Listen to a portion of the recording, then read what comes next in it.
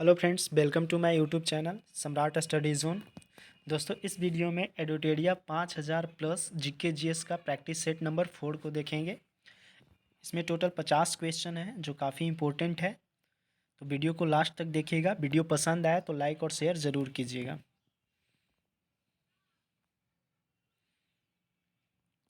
देखिए, पहला क्वेश्चन है कि भारत में पर्यावरण संरक्षण अधिनियम कब पारित किया गया था? 1980, 1982, 1986 या 1989? तो इसका राइट आंसर है 1986। 1986 में पर्यावरण संरक्षण अधिनियम पारित किया गया था। कुछ और भी याद रखिएगा, जैसे कि वन्य जीव संरक्षण पूछा जाए, वन्य जीव संरक्षण पूछा जाए तो 1972। सिर्फ वन संरक्षण पूछा जाए तो 1980। वन्य जीव 1972, वन संरक्षण 1980, राष्ट्रीय वन नीति 1988। राष्ट्रीय वन नीति में भारत के लगभग 33% भाग पर वन क्षेत्र पर वन लगाने का प्राप्तीय स्तर रखा गया था। और देखिए, और कुछ याद कर सकते हैं, जैसे कि जल प्रदूषण रोकथाम अधिनियम 1974 में पारित किया गया था। ध्वनि प्रदूषण से संबंधित अधिनियम 2000 में। वायु प्रदूषण से संबंधित अधिनियम 1981। इतना सारा पॉइंट याद रखिएगा, जैसे जल प्रदूषण 1974 याद रखिएगा, ध्वनि 2000, वायु 1981, पर्यावरण संरक्षण अधिनियम 1986, वन्य जीव संरक्षण पूछा जाए, वन्य जीव तो 1972, सिर्फ वन संरक्षण पूछा जाए 1980, वन संरक्षण अधिनियम 1980। चलिए अगला क्वेश्चन देखते हैं। क्वेश्चन नंबर 2, निम्नलिखित में कौन एक कृत्रिम पारितंत्र है? कृत्रिम मतलब मानव निर्मित। ऑप्शन देख सकते हैं, वन, समुद्र, झील और बगीचा। तो बगीचा एक कृत्रिम पारितंत्र है। निम्नलिखित में से कौन सर्वाधिक ग्रीन हाउस इफेक्ट करती है? ग्रीन हाउस इफेक्ट मतलब वो जैसे वातावरण में टेम्परेचर का बढ़ जाना, ग्रीन हाउस प्रभाव या हरित गृह प्रभाव कहलाता है। तो ये सभी जलवाष्प, कार्बन डाइऑक्साइड, मीथेन और ओजोन ग्रीन हाउस गैस है, लेकिन सबसे ज़्यादा इफेक्ट कौन सा करता है? तो जलवाष्प, option A.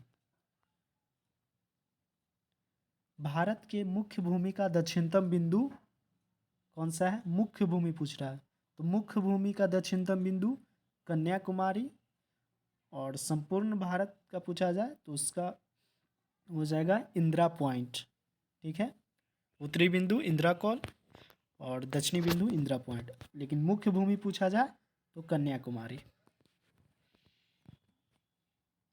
Question number 5, Bharat में किस प्रकार का वन सर्वाधिक भाग में पाया जाता है? बताइए। तो इसका राइट आंसर हो जाएगा ऑप्शन नंबर बी, उष्ण कटिबंधीय पर्णपाती वन। एवं जहाँ वैसे क्षेत्र में पाया जाता है जहाँ 70 सेंटीमीटर से 200 सेंटीमीटर के बीच वर्षा होती है, जैसे मध्य प्रदेश, छत्तीसगढ़, उड़ीसा, यूपी इत्यादि राज्यों में वन देखने को मिलता है। क्वेश्चन नंबर 6, निम्नलिखित कथनों में कौन सही है? सही कथन बताना है। तो हिमालय के पश्चिमी भाग की अपेक्षा पूर्वी भाग में अधिक विविधता पाई जाती है। तो ये बिल्कुल सही है। हिमालय के पश्चिमी भाग की अपेक्षा पूर्वी भाग की चौड़ाई अधिक है, ये गलत है, यानी कि केवल वन सही, ऑप्शन ए। क्वेश्चन नंबर 7, अरब सागर में गिरने वाली सबसे बड़ी प्रायद्वीपीय नदी कौन सी है? अरब सागर में गोदावरी, ताप्ती, नर्मदा और साबरमती। तो बताइए। तो ये नर्मदा नदी जो है सबसे बड़ी प्रायद्वीपीय नदी है जो अरब सागर में गिरती है। नर्मदा, ताप्ती ये सब अरब सागर में गिरती है। याद रखिएगा, सबसे बड़ी नर्मदा हो जाएगी। चाय की खेती के लिए निम्न में से कौन सी मिट्टी उपयुक्त होती है? तो चाय की खेती के लिए लेटराइट मिट्टी होती है। ये कैसा होना चाहिए, अम्लीय या क्षारीय? कौन से सबसे ज़्यादा उपयुक्त है? तो ये अम्लीय हो जाएगा, option A. Question number 9, monsoon निवर्तन क्या होता है? मानसून निवर्तन मतलब लौटता हुआ मानसून, ये क्या होता है? तो आप चारों ऑप्शन को देखिए और आंसर बताइए सही क्या होगा। तो देखिए इसका आंसर हो जाएगा ऑप्शन डी, उत्तर भारत पश्चिम में पश्चिम से बंगाल की खाड़ी। ठीक है, उत्तर भारत पश्चिम से बंगाल की खाड़ी, ये लौटता मानसून होता है या मानसून निवर्तन इसी को बोलते हैं। क्वेश्चन नंबर 10, वेनेजुएला की राजधानी कहाँ है? तो वेनेजुएला की राजधानी कहाँ है? कराकस, बेलग्रेड, मस्कट या काहिरा? तो कराकस। ठीक है, मस्कट किसका राजधानी है? रूस का। सर्बिया का राजधानी बेलग्रेड होता है, मिस्र काहिरा। इसका वेनेजुएला का क्या हो जाएगा? कराकस। क्वेश्चन नंबर 11, निम्नलिखित में कौन सुमेलित नहीं है? भारत चक्रवात, सही है। चीन टाइफून, ये भी सही है। ऑस्ट्रेलिया विली विली, ये भी सही है। अमेरिका बागियो, ये नहीं है, अमेरिका नॉर्डर्न नॉटी होता है। तो ऑप्शन डी सही हो जाएगा, क्योंकि इसमें नहीं पूछ रहा है, सुमेलित नहीं है, तो ऑप्शन डी हो जाएगा। कोरल रीफ या प्रवाल भित्ति मुख्यतः कहाँ पाई जाती है? तो कोरल रीफ या प्रवाल भित्ति कर्क रेखा और मकर रेखा के बीच में पाई जाती है। ग्लोब पर 0 डिग्री अक्षांश को विषुवत रेखा बोला जाता है और 23.5 डिग्री उत्तरी अक्षांश को कर्क रेखा और 23.5 डिग्री दक्षिणी अक्षांश को मकर रेखा बोला जाता है। यही दोनों के बीच में कोरल रीफ पाया जाता है।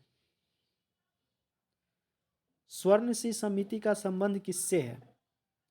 तो स्वर्णशिला समिति का संबंध मूल कर्तव्य से है। ठीक है, किससे है?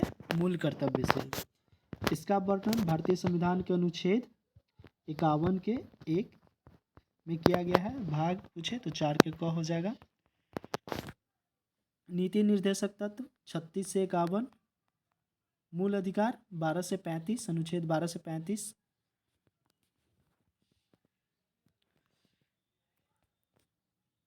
क्वेश्चन नंबर 14, न्याय उचित एवं मानवीय कार्य दशाओं तथा मातृत्व सहायता या प्रसूति सहायता के लिए उपबंध संविधान के किस अनुच्छेद में किया गया है? तो ये किस अनुच्छेद में किया गया? तो अनुच्छेद 42, ऑप्शन सी। 39 में क्या है दोस्तों? तो 39 में है समान कार्य के लिए सामान्य वेतन। और एक 39 का ग भी पूछा जाता है, ये भी याद रखिएगा। 39 के ग में है धन का समान वितरण। ठीक है, 39 हो गया। अनुच्छेद 41 में क्या है? तो कुछ दशाओं में काम, शिक्षा अथवा लोक सहायता पाने का अधिकार। ठीक है, ये अनुच्छेद 41 में वर्णन है। 43 में है कुटीर उद्योग का प्रोत्साहन या निर्वाहन मजदूरी, ये सब 43 में है। इसमें पूछा जा रहा है कि न्यायोचित और मानवीय कार्य दशाओं में मातृत्व सहायता, तो अनुच्छेद 42 इसका आंसर हो जाएगा।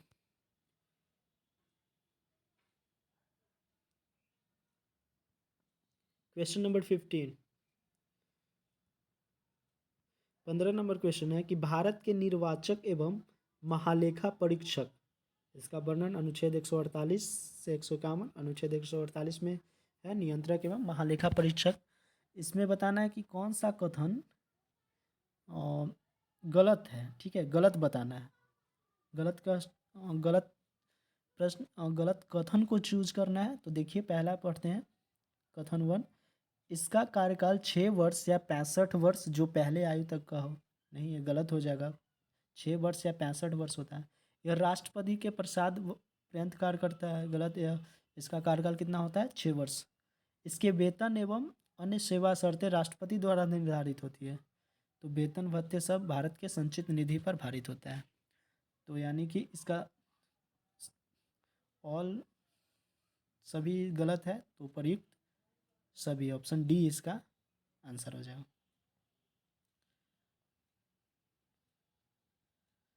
क्वेश्चन नंबर 16, राज्यों में मुख्यमंत्री समेत मंत्रियों की अधिकतम संख्या विधानसभा की कुल संख्या का कितना प्रतिशत होता है? तो कितना परसेंट होता है? 15% होता है। ठीक है, अधिकतम कितना हो सकता है? 15%। रीट जारी करना उच्चतम न्यायालय के किस क्षेत्राधिकार में आता है? मूलाधिकार, न्यायाधीश अधिकार, अपीलीय अधिकार या सलाहकार अधिकार? तो रीट जारी करना उच्चतम न्यायालय का न्यायाधीश अधिकार के अंतर्गत आता है, क्षेत्राधिकार के अंतर्गत आता है। दल बदल अधिनियम संबंधित संशोधन कब पारित किया गया? तो ये 1985 ईस्वी में पारित किया गया था। 52वां संविधान संशोधन हुआ था 1985, जो कि दल बदल से संबंधित है, याद रखिएगा। सर्वप्रथम प्रत्यक्ष चुनाव का प्रावधान निम्नलिखित में से किस अधिनियम में किया गया था? प्रत्यक्ष चुनाव का प्रावधान बताइए। इसका राइट आंसर हो जाएगा ऑप्शन सी, भारत शासन अधिनियम 1919। इसको लॉर्ड चेम्सफोर्ड अधिनियम के नाम से भी जानते हैं। क्वेश्चन नंबर 20, प्रधानमंत्री का राष्ट्रपति को सूचना प्रदान करने संबंधी कर्तव्यों का उल्लेख किस अनुच्छेद में किया गया है? तो अनुच्छेद 74 में बोला गया है कि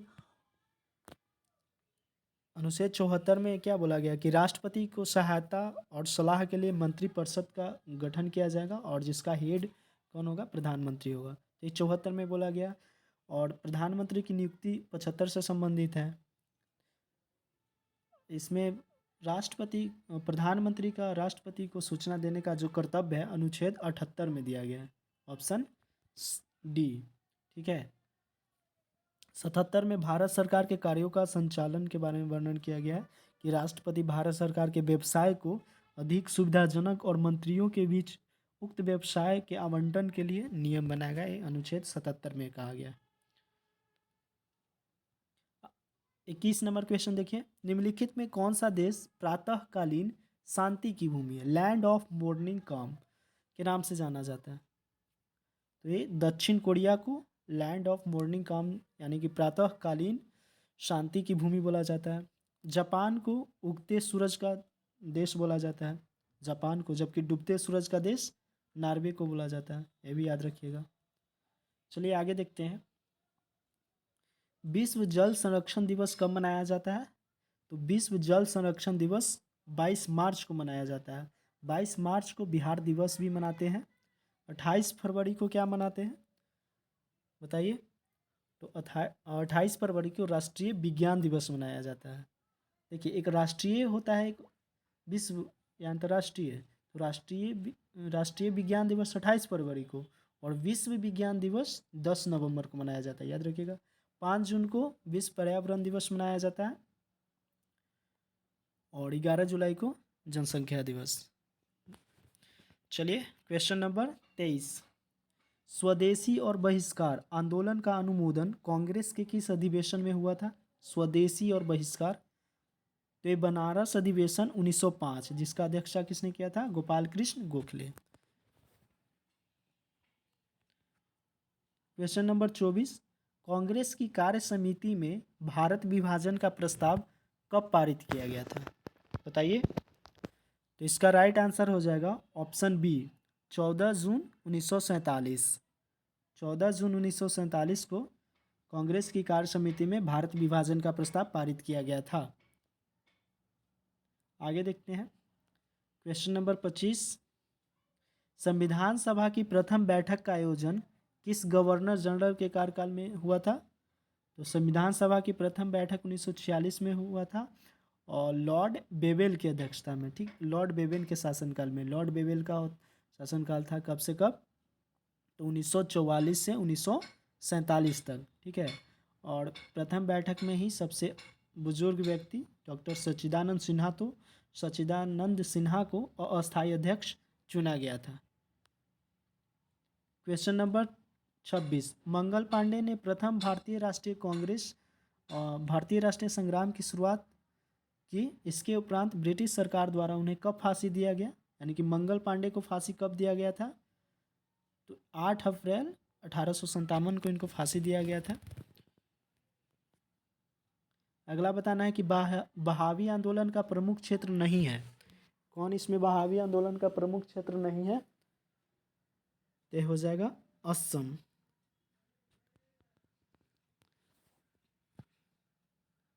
पुस्तक एरिया ऑफ डार्कनेस के लेखक कौन है? Area of Darkness, BS Naipaul. Question number 29 सुमेलित करना है। सूरत की संधि कब हुआ था? तो सूरत की संधि 1775 में। पूना की संधि हुआ था 1817। पुरंदर की संधि 1665 और देवगांव की संधि 1803। क्वेश्चन नंबर 30 निम्नलिखित में किस ग्रंथ से गुप्त काल के बारे में जानकारी मिलती है? मृच्छकटिकम, जो कि शूद्रक के द्वारा लिखा गया था, इससे गुप्त काल के बारे में जानकारी मिलती है। मुद्रा राक्षस के लेखक विशाखदत्त। गार्गी संहिता वात्स्यायन के द्वारा लिखा गया और ये ज्योतिष ग्रंथ है। राजतरंगिणी कल्हण के द्वारा लिखा गया और इसमें कश्मीर के इतिहास के बारे में वर्णन किया गया है। तो इसका गुप्त काल के बारे में पूछ रहा है तो मृच्छकटिकम इसका आंसर हो जाएगा। कलिंग शासक खारवेल किस धर्म का अनुयायी था? तो खारवेल किस धर्म का अनुयायी था? जैन धर्म का अनुयायी था। हाथी गुफा अभिलेख पूछा जाता है। हाथी गुफा अभिलेख किससे संबंधित है? कलिंग राजा खारवेल से संबंधित है। भीतरी स्तंभ अभिलेख किस शासक से संबंधित है? भीतरी स्तंभ अभिलेख स्कंदगुप्त से संबंधित है।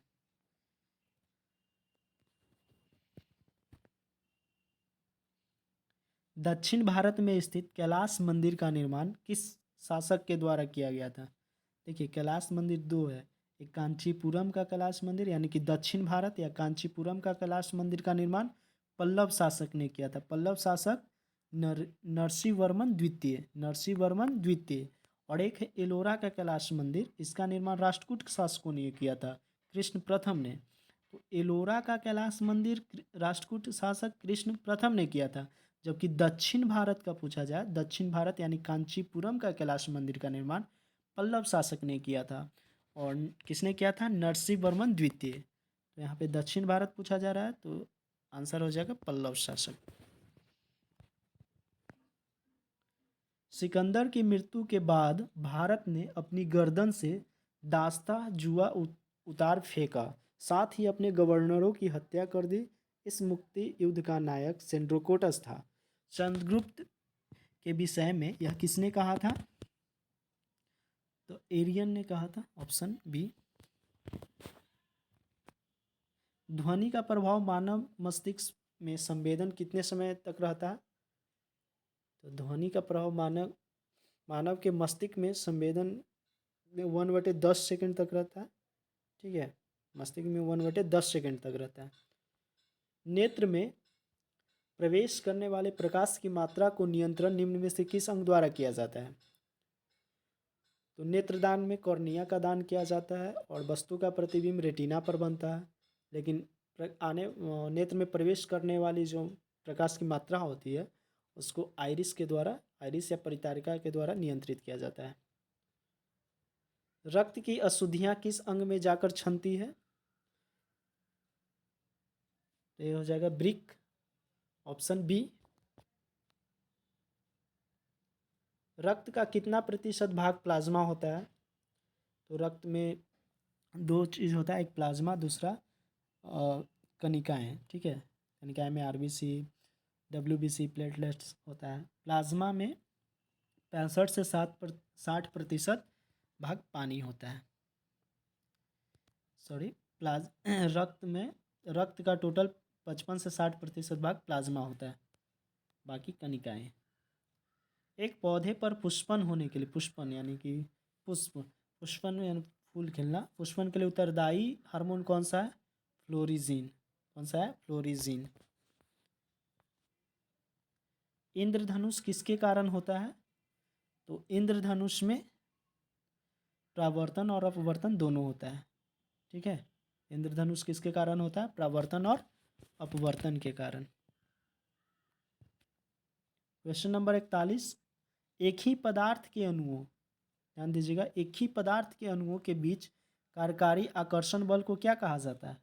एक ही पदार्थ के अणुओं के बीच के आकर्षण बल को ससंजक बल बोला जाता है। कौन सा बल बोला जाता है? ससंजक बल। ठीक है। क्वेश्चन नंबर 42, किसी अभिक्रिया में भाग लेने वाले पदार्थ को क्या कहा जाता है? तो उसको अभिकारक बोलते हैं, और अभिक्रिया के फलस्वरूप बनने वाले पदार्थ को उत्पाद बोला जाता है। तो इसका आंसर ऑप्शन बी हो जाएगा। क्षारक को जल में घोलने पर क्या मुक्त होता है? तो क्षारक को जल में घोलने पर हाइड्रोक्साइड आयन देगा, और जबकि अम्ल जो है हाइड्रोजन आयन देता है। तो इसका आंसर ऑप्शन ए। नींबू के रस का पीएच मान होता है, ये कितना होता है? 2.2। रक्त का पीएच मान 7.4। बादल और वायुमंडल का तैरना किस कारण होता है? ताप के कारण, दाब, या समुद्र से दूरी के कारण, या शांता के कारण? तो बादल का तैरना शांता के कारण होता है। देखिए इंपॉर्टेंट क्वेश्चन है।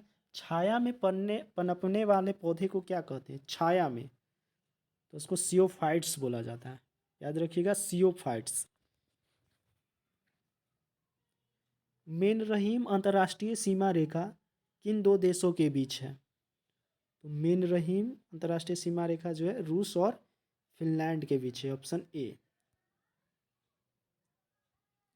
जैव विविधता दिवस किस दिन मनाया जाता है? 22 मई को मनाया जाता है जैव विविधता दिवस। राष्ट्रीय खाद्य सुरक्षा मिशन NFSM यानी कि राष्ट्रीय खाद्य सुरक्षा मिशन की शुरुआत किस वर्ष किया गया? तो 2007 में। 2007। आज का लास्ट क्वेश्चन है। भारत में मुद्रास्फीति के प्राकलन का सबसे प्रचलित माप क्या है? तो इसका राइट आंसर है option C, CPI, consumer price index, उपभोक्ता मूल्य सूचकांक। दोस्तों वीडियो अच्छा लगा हो तो लाइक और शेयर ज़रूर करें, और एडुटेरिया के सभी प्रैक्टिस सेट को देखने के लिए आप हमारे चैनल से जुड़ सकते हैं। इसके लिए आप चैनल को सब्सक्राइब कर लें। थैंक यू, मिलते हैं नेक्स्ट वीडियो में।